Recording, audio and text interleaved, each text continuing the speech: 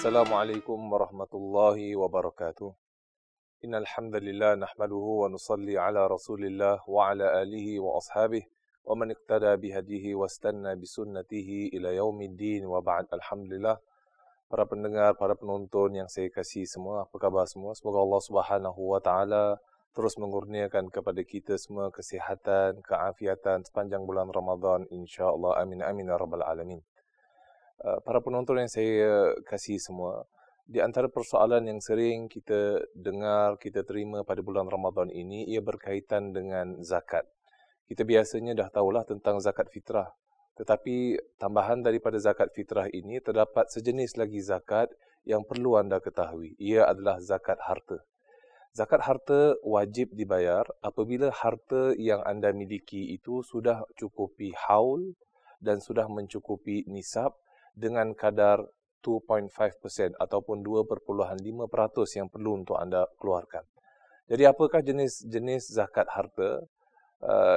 Harta yang perlu dibayarkan zakat adalah seperti wang simpanan, perniagaan, emas yang anda simpan, saham dan juga insurans. Jadi ada pun harta untuk kegunaan peribadi seperti kereta, rumah yang anda gunakan untuk tinggal di sana, ia tidak perlu untuk anda keluarkan zakatnya. Saya nak berpindah kepada tentang zakat simpanan ini. Jadi zakat simpanan ini ia berdasarkan kepada 2.5%, 2.5% daripada jumlah simpanan terendah dalam tempoh masa satu haul. Sebagai kesimpulan, ada three main things, 3 perkara yang penting yang perlu untuk anda mengetahui tentang zakat ini. Yang pertama itu haul. Haul adalah kiraan setahun kalender Hijriah, 355 hari. Kemudian yang kedua, iaitu nisab. Apa itu nisab? Nisab adalah kadar yang apabila harta anda sampai kepada kadar itu, maka telah wajib zakat ke atasnya. Jadi sebagai contoh, anda kalau buka berita harian, buka akhbar, lihat dekat internet, di laman internet zakat.sg, anda akan mengetahui nisab pada bulan ini adalah $5,802. Ia ikut dengan kadar nilai emas. Itu poin yang kedua. Adapun perkara yang ketiga yang kena anda ketahui adalah jumlah yang diwajibkan anda keluarkan zakat hanyalah 2.5% sahaja. Adalah jumlah yang begitu sedikit dan begitu kecil. Bagaimana caranya untuk kita kira zakat wang simpanan seseorang tu? Jadi sebagai contoh, haul harta anda adalah daripada bulan Jun 2019 hingga ke Mei 2020 tahun inilah. Jadi zakat yang perlu untuk anda keluarkan adalah 2.5% daripada jumlah simpanan terendah.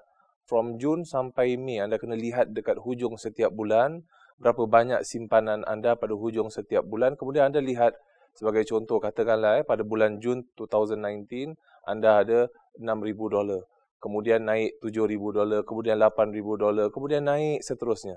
Kemudian lihat, sampai dekat Mei, mungkin harta anda ada sampai $15,000. Jadi bulan Jun adalah $6,000 sampai Jun 2019. Adapun Mei tahun 2020 dah sampai $15,000. Jadi nak kira zakat 2.5% macam mana ni sekarang? Caranya adalah anda lihat dekat the end of every month, jumlah yang terendah. Jadi anda lihat jumlah yang terendah tu apa? Ternyata pada bulan Jun 2019 itu harta anda, jumlah balance account anda tu yang paling rendah, hanya $6,000. Jadi anda hanya perlu membayar zakat 2.5% times ataupun daripada $6,000 tersebut. Itulah zakat. Hanya Islam tidak menetapkan daripada jumlah yang tertinggi, tapi daripada jumlah pertengahan. Oleh itu, bagi setengah individu, mereka tidak perlu menunaikan zakat kerana mungkin haul yang sentiasa terputus. Sebagai contoh, anda pada bulan Jun 2019, harta anda ada $6,000. Tapi nanti bila sampai bulan November, katakanlah bulan November, harta anda berkurangan. Dah bayar sana sini sehingga jadi $4,000. Jadi $4,000 ni maknanya dah kurang daripada nisab. Oleh itu terputus satu tahun. Dah tak wajib lagi bayar zakat.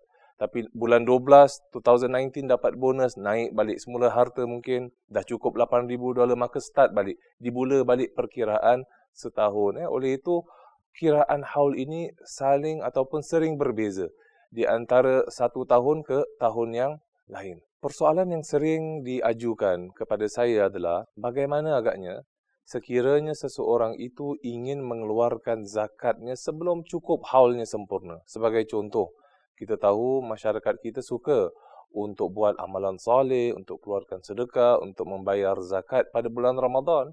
Kerana apa? Kerana bulan Ramadan ini penuh dengan keberkatan. Jadi oleh itu, seseorang itu menanti pada bulan Ramadan untuk mengeluarkan zakat hartanya. Sedangkan kemungkinan haulnya belum cukup lagi. Kemungkinan haulnya nanti pada bulan 7, bulan 8. Tapi dia nak keluarkan zakat hartanya bulan Mei, kerana bulan Mei ini adalah bulan Ramadan. Jadi apakah hukumnya? Boleh ataupun tidak boleh, Ustaz? Saya nak keluarkan zakat harta saya sebelum haulnya cukup. Jadi ada dua perkara yang penting yang perlu untuk saya jelaskan di sini. Yang pertama, menundakan bayaran zakat kerana ingin mengeluarkannya di bulan Ramadan, ini yang tidak boleh. Jadi sebagai contoh, anda kena bayar zakat pada bulan 2. Bulan 2 lepas, Februari. Tapi anda tak nak bayar zakat pada bulan 2, anda nak bayar pada bulan Mei. Kerana nak menantikan bulan Ramadan. Ini tidak bolehlah kerana perkara tersebut sudah menjadi wajib. Tapi anda sengaja untuk menundakannya pada bulan Ramadan, bulan Mei. Itu tidak boleh, tidak digalakkan. Melainkan seseorang tu ada alasan tertentu. Sebagai contoh, dia sakit ke, sampai terlupa membayar zakat ke, dia ada alasan tertentu, maka tidak mengapa.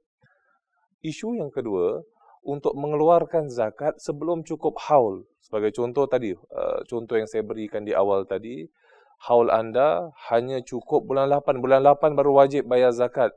Tapi anda nak bayar zakat bulan 5. Kerana ingin meraih, ingin mendapat keberkatan bulan Ramadan, hukumnya adalah ia dibenarkan untuk anda mengeluarkan zakat lebih awal sebelum cukup satu haul. Dalilnya apa? Ada pakcik Nabi SAW, sebahagian sahabat juga, termasuk juga pakcik Nabi Al-Abbas radhiyallahu an.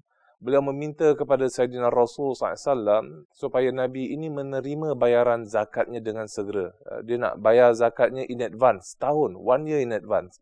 Dan Sayyidina Rasul SAW mengizinkannya. Hadis riwayat Imam Tirmizi, Abu Daud dan sebagainya.